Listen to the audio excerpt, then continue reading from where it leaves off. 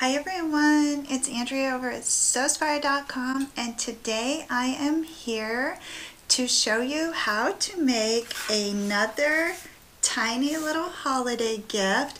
I have not formally come up with a name for this. It's just an original design that serves a function that I needed, and I thought it was cute and I would share it with you.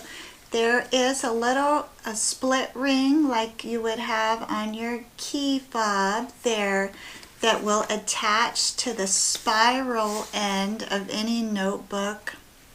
This happens to be my planner, so I might call it something like a planner buddy or a planner pocket. We'll see what I come up with, but let me show you how it works. So the first feature is that you can attach it to the spiral. Then it has a pen slip there that you could hold a felt tip marker or another thinner type of pen. And then there's a little flap on there, and there is a small pocket, and I use that for my washi tape, but this would work good for business cards, credit or debit cards. If you put a little snap on there, I would suggest that. But basically it's just what I said, a little pocket that you can attach to your notebook to hold the essentials. So it comes together very quickly.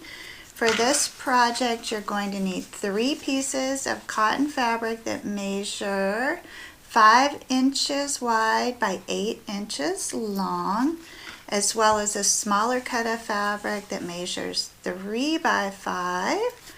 And you will need a 1-inch split ring. I suggest using a small piece of interfacing just to reinforce that pocket, which I'll show you, and that interfacing measures 4 inches by 3 inches. So we'll get started with the pocket, which is crafted from one of the larger pieces of fabric. And to make that, you're going to iron that interfacing onto the bottom of that pocket, then fold that in half and press it, and then just take that top edge and fold it over a smidge to create a lip and offer that pocket some rigidity. I'm going to stitch down that lip. Now I've created the pocket, which I want to position towards the bottom. So there's the raw edges and then the nice folded edge. The raw edges go towards the bottom of one of the remaining panels, and then you could just put a pin through those layers to hold that pocket in place. Then we're going to craft the key fob, which you'll fold that 5-inch cut of fabric in half, open that up, and bring those outer edges in to meet on that center press line. Fold that over, and you've created the little fob. You just have to stitch down each side to finish that. Then you're going to slide that ring on there and go ahead and stitch across that bottom raw edge. And then position that fob off to the left hand side, centered on that pocket. And go ahead and stitch that along the edge so that it stays in place. So now the fob with the ring is in place. The pocket is pinned on there. I had that upside down. There's the pocket and the fob. And then go ahead and lay your remaining piece of fabric, pretty sides facing, on top of there. And you can put a pin in the top and the bottom to hold that so it doesn't shift. And then you'll remember mine has a little angled edge there. You can see with the stripes there.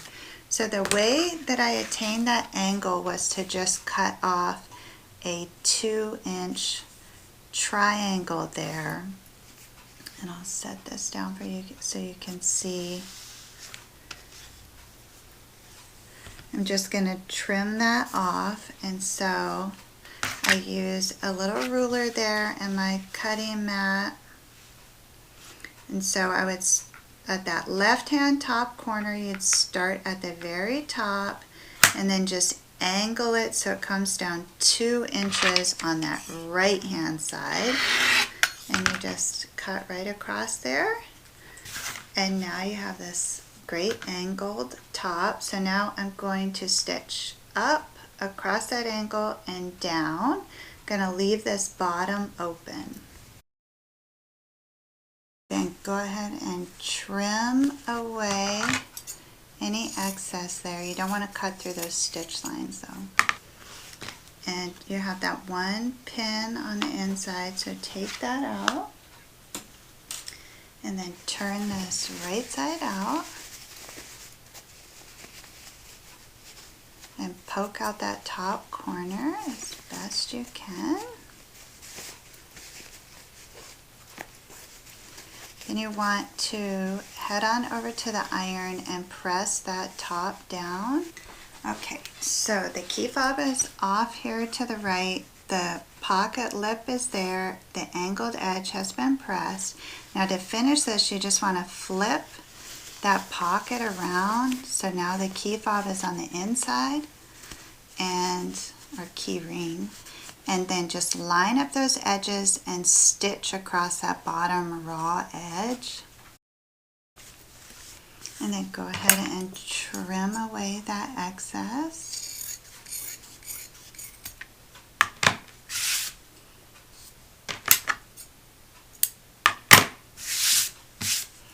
And then you can flip that pocket back around and hide that raw edge. Just poke out those corners, and if you need to, go ahead and press that flat again. Okay, so now that is pressed nice and flat. Hold down that flap.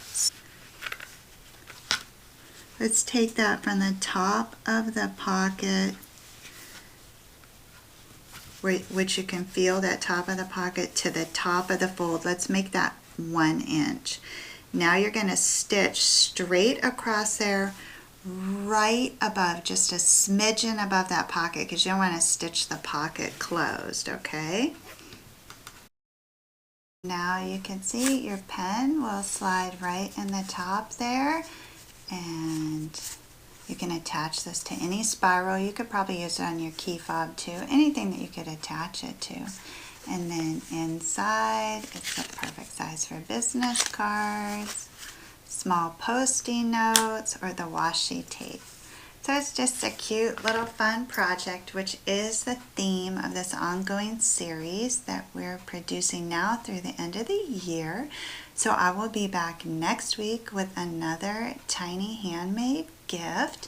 Until then, please know the creative genius in me celebrates the creative genius in you.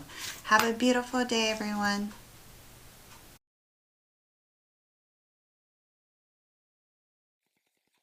Hi everyone, it's Andrea, and I am here today to tell you about a brand new platform that I have created especially for the Etsy maker. This may come as a shock to you, and actually, if I can be totally honest, it shocks me because I know that it was just one woman and a sewing machine that did this. But guys, girls, ladies, people, I have made more than $250,000 selling my products on Etsy. Now, for some of you, perhaps that's not a lot of money, but if you think about it, what would $250,000 mean to your family? Like, you could do a lot of stuff.